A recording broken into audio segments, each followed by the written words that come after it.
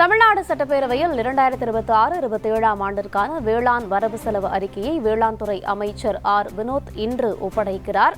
தமிழ்நாடு சட்டப்பேரவையில் நேற்று 2026-27 ஆண்டிற்கான பொது வரவு செலவு அறிக்கை ஒப்படைக்கப்பட்டது. இந்த நிலையில் இன்று வேளாண் வரவு செலவு அறிக்கை ஒப்படைக்கப்பட இருக்கிறது. வேளாண் துறை அமைச்சர் வினோத் 2026-27 ஆண்டிற்கான வேளாண் வரவு செலவு அறிக்கையை ஒப்படைக்கிறார். நேற்றைய பொது வரவு செலவு அறிக்கையில் வேளாண் மற்றும் உழவர் நலத்துறைக்கு 14,984 கோடி ரூபாய் நிதி ஒதுக்கீடு செய்யப்பட்டுள்ளது. உழவர்கள் நலன் சார்ந்த பல்வேறு திட்டங்கள் வேளாண் வரவு செலவு அறிக்கையில் இடம்பெறும் என்று எதிர்பார்க்கப்படுகிறது. இதுகுறித்து நமது செய்தியாளர் பாலமுருகன் தரும் கூடுதல் தகவல்களை கேட்கலாம். பாலமுருகன், வணக்கம்.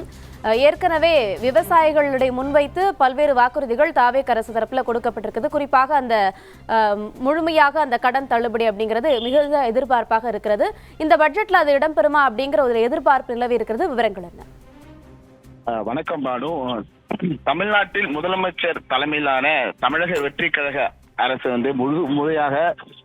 முழுமையான நிதிநிலை அறிக்கையானது 2026-27க்கான நிதியமைச்சர் மரியன் வில்சன் அவர்கள் நேற்று சட்டப்பேரவையில் தாக்கல் செய்திருந்தார். இந்த பட்ஜெட்டில் கல்வி, சமூக நலன், இளைஞர்கள் மேம்பாடு உள்ளிட்ட பல்வேறு துறைகளுக்கான முக்கியத்துவம் அளிக்கப்பட்டிருந்தது.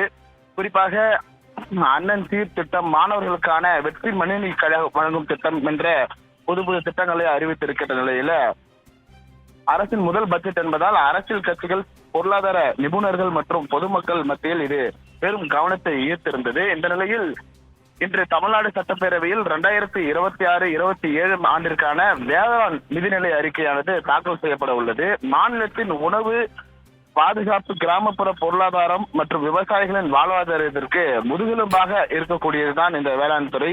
இந்த வேளாண் துறை பட்ஜெட்டானது தற்போது இன்றைக்கு அமைச்சர் வினோத் அவர்கள் தலைமையில் இது அளிக்கப்பட இருக்கிறது. ஆண்டுதோறும் வேளாண் துறைக்கு கணிசமான நிதி ஒதுக்கப்பட்டிருந்தாலும் உற்பத்தி செலவு, உரம் போன்ற அவர்களுக்கு தேவையான விவசாயிகள் செய்யக்கூடிய பொருட்களுக்கான தேவைகள் பூர்த்தி செய்யப்படாத நிலையிலே தான் இருந்து வருகின்றன விவசாயிகள் தெரிவித்திருக்கக்கூடிய இந்த சூழல்ல வேளாண் துறை அமைச்சர் தற்போது 10 மணி போல அளவில் வினோத் அவர்கள் 14,984 கோடி ரூபாய்க்கான வேளாண் பட்ஜெட் தொகை இதுல அறிவிக்க இருக்கிறாரு. அதுல குறிப்பா பார்க்கணும்னா பட்ஜெட்ல சிறு குறு மற்றும் நடுத்தர விவசாயிகளுக்கான நேரடி பயனளிக்கும் வகையில் புதிய மானிய திட்டங்கள் மற்றும் நீர்ப்பாசன மேம்பாட்டு திட்டங்கள், இயற்கை வேளாண்மைக்கு உகந்த நவீன முறையான விவசாயம் செய்யக்கூடிய அனைத்து பொருட்களுக்கும் மானியம் வழங்கப்படுமா என விவசாயிகள் நிலைமையிலிருந்து இது எதிர்பார்க்கப்படுகிறது. மேலும் பருவகால மழையெல்லாம் அடிப்படையாக கொண்டு விவசாயிகளுக்கு மானியம் வழங்க குறித்தான இதில்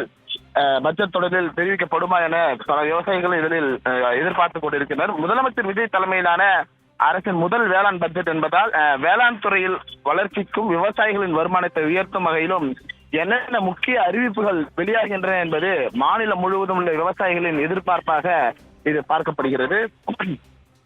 குறிப்பாக இன்று நடக்கும் இந்த பட்ஜெட் தொடரானது தொடர்ந்து நடந்து வரும் சூழலில் முதல் 3 நாள் வரவு செலவு அறிக்கை மற்றும் வேளாண் வரவு செலவு அறிக்கை மீதான விவாதம் நடைபெற இருக்கிறது.